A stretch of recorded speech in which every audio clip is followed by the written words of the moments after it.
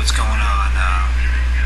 First and foremost, I'm going to go ahead and recap my week and how it went. Basically, it was mostly a regular weekend for me. Went to the gym yesterday. A little unusual there. I was working out and looked over and saw big old Hulk Hogan walk in. Guess he works out at my gym time from time. I mean, I must miss him often because I never see him in there. A lot of other wrestlers come in there and I see them sometimes. But it was pretty cool to see him. Other than that, I've just been busy with doing a lot of paperwork for Border Patrol. Got a lot of documentation got to get together for them. Other than that, it's been a regular weekend, week for me. Today, though, I've been thinking a lot about, social issues, and when I went to my hair salon today, I got to talking to my stylist, and we were talking about relationships, and, God, relationships, as romance goes, it's one of the most complex things in this world, I swear. But, we got to talking about some simple things, and, and just kind of gave me a reason to want to really talk about relationships today on this before some of these thoughts kind of stagnate and get diluted. So while the thoughts are pure, I wanted to go ahead and record them down and share them with everybody out here. Basically, as relationships go, I mean, I've had a lot of hard problems in relationships. Every girl that I've really started to like or care for has fucked me over in some fashion or another. And I know it can go either way. Males and females, we all fuck each other over because we're really stupid people is what we are. Because what we're doing is we're dooming ourselves for later down the road. And the reason I say that is because in relationships you got two factors. And one factor is what I like to call eligibility. You probably hear that get thrown around sometimes, in movies, eligible bachelors, whatever have you. What I consider eligibility is basically what makes you wanted on the market. What gets you a girl, your ability to talk to a girl, how attractive you are, how healthy you are, how physically fit you are, how good you are in the bedroom, how much money you got, your financial setup, your emotional availability, your likes, your dislikes, things like that. What determines a person's eligibility, in my opinion. Now, the second factor is what is probably the more important of the two, to be honest with you, because eligibility gets you into the relationship, but ineligibility won't fix a relationship or make it work.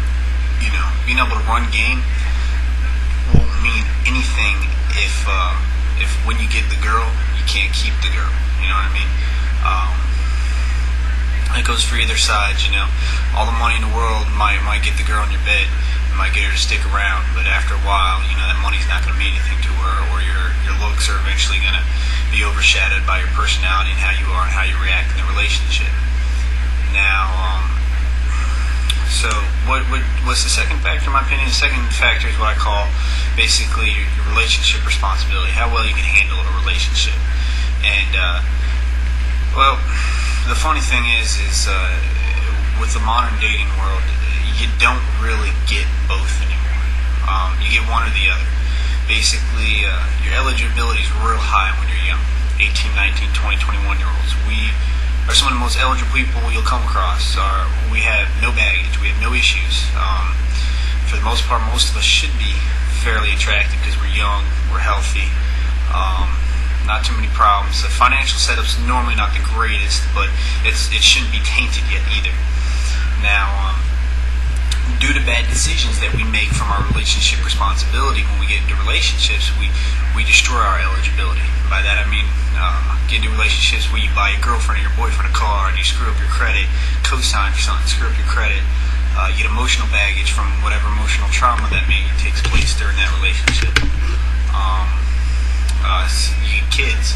As anyone out there that might be a single mother, a single father is trying to get a date, having a child can be a very intimidating factor when it comes to dating.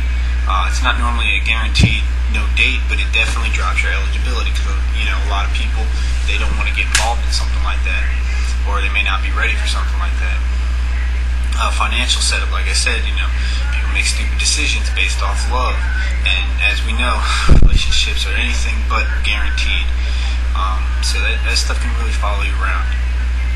But the interesting thing is while you destroy your eligibility over relationships, you also gain more relationship responsibility. Every relationship teaches you something new, and you implement that in your next relationship, and each relationship slowly gets better. I mean, you hear people all the time, my first marriage was horrible, but then this second marriage is wonderful. I've been making this one work. And but the problem is they had to maybe settle for something a little less eligible than what they wanted. And you get that when you get the two people that bring children into a marriage. Normally you got two people that are divorced, have kids. They normally tend to get together and kind of consolidate their baggage. And the reason that is because they're both on large amount of eligibility, so they kind of consolidate and get together and make it work that way. Now, one of the problems that I think we have, and this is why, because everyone says, marriages nowadays just don't work, and they don't. And it's a very simple reason. It's a victim of our own success. Why is my grandparents married 50, 60 plus years? Everyone got grandparents like that. Some people don't, but most people do. How did they make it work? Well, it's a very simple thing. There is, obviously people can throw around, well, they're old-fashioned, they're traditionalists. No. The simple thing is the generation psyche that they live in. Our generation is, well, look at what I'm doing right now. I'm talking to who knows how many people end up watching this over a damn, electronic, getting words out there. What is that called? That's called communication. Everything we do in life is affected by communication. When your grandparents were kids, they didn't have communication with everybody. The rich people had telephones maybe, but that was about it. And most of the area was more rural, a little more isolated. So where you were at, that tends to be who and where you're gonna marry. Normally was from their own little neighborhood. And the reason they did it is it's a very simple psychological thing. Well, you gotta think to yourself. You're 15, you're 16. You find this girl that you kind of like. She kind of seems sweet, and you enjoy being around her. You enjoy everything about her, and she feels the same way about you. Well, we do that nowadays. So what's the difference? Well, the difference is back then there was no things like plenty of fish in the sea. There's plenty of people out there. I could just go to a club tonight and pick up another girl, another guy. They didn't know if they were going to come across another person that they might like. So what they did is they took more personal responsibility in investing time and effort into that relationship. And what they were able to do is grow together. And they were obviously nothing's perfect. I mean, even my grandparents argue about petty things. Well, that's how it is. And why that doesn't work for us? Well, very simple. Every serious girlfriend I've had has cheated on me. Why have they cheated on me? Well, the availability out there is so easy. I mean, I had Marines that I used to work with that had a different girl in their bed every night, and they did it through MySpace, through other online services and stuff. And it's pathetic. It's almost like they're shopping for a piece of ass online, and that's how they saw it. And that's how they treated it. And I mean, that goes both ways with girls, guys, whatever.